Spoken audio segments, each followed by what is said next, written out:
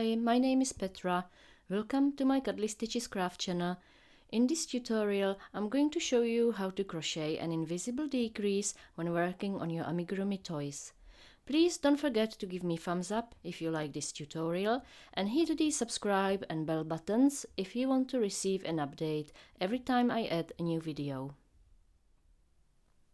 Before we get started, I would like to show you the difference between the standard decrease and the invisible decrease stitches.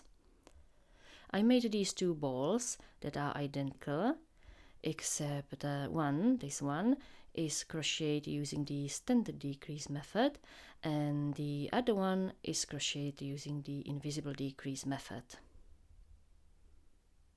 The standard decrease method creates unsightly bumps. You can see one here or here. I will show you a few so you can see what they look like. There is one here and here. Or maybe from this side you will see them better here or here. The other reason why I don't like using the standard decrease method are these big gaps between your stitches. I don't know if you can see them very well, but maybe from this angle you will see them a bit better. They are basically all over the place. Now, using the ball crocheted with the invisible decrease, you can see that there are no gaps and you can hardly see the decrease stitches. There is one here and one here. And if you compare the two balls, you can see the one made using the invisible decrease looks much neater and tighter. So now I can go ahead and show you how to crochet the invisible decrease. First, insert your hook into the front loop of the first stitch. You will have 2 loops on the hook.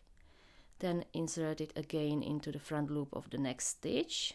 So you will have 3 loops on the hook.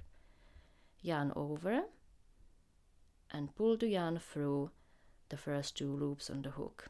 You will have 2 loops left. Yarn over and pull the yarn through the remaining 2 loops on the hook to finish your invisible decrease. Now you can see the invisible decrease stitch looks a bit like 2 little V stitches on the top of each other. Okay, let me show you once more.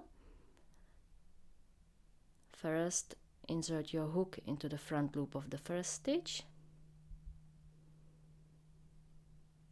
Then insert it again into the front loop of the next stitch. Yarn over and pull the yarn through the first 2 loops on the hook. Yarn over and pull the yarn through the remaining 2 loops on the hook to finish your invisible decrease.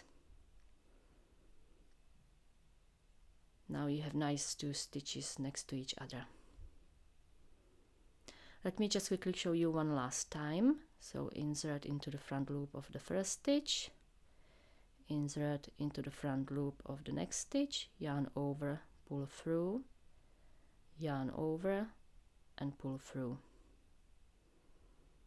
And there you have it, the invisible decrease stitch. Thank you for watching.